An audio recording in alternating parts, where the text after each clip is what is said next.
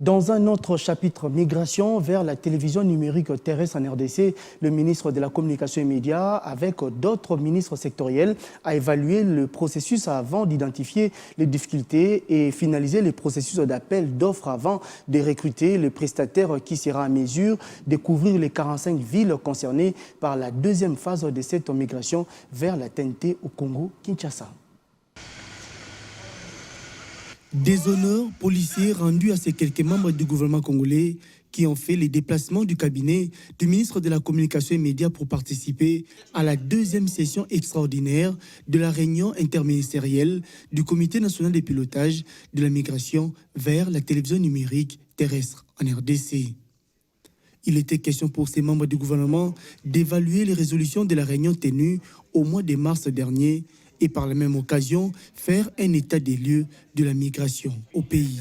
Cette réunion était également l'occasion de revoir d'une manière générale le fonctionnement de ce comité qui est à Kinshasa et disséminé aussi dans les différentes provinces.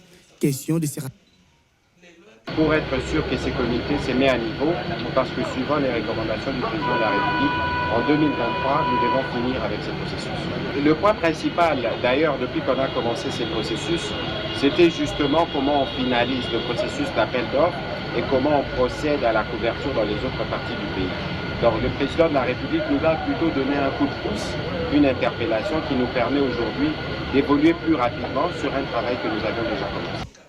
Les membres de ce comité se sont aussi penchés sur la finalisation de l'appel d'offres et la couverture pour les autres parties du pays.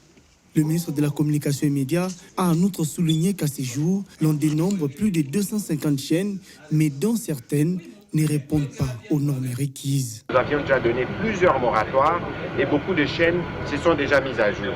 Ceux qui ne seront pas à jour seront fermés, utilisant les termes les plus durs, mais ce n'est pas une fermeture qui sera définitive. C'est une fermeture qui permettra aux uns aux autres de venir se conformer à la loi. Cela doit être bien clair pour que nous ne puissions pas nous dire après c'est le mois de décembre, vous envoyez les personnes en chômage. Donc ici, nous voulons être sûrs que nous nous conformons à ce que les règles exigent. Une autre réunion est prévue la semaine prochaine qui permettra aux membres de ce comité qu'au terme de ces processus, d'avoir une vue globale sur la finalisation de cette procédure.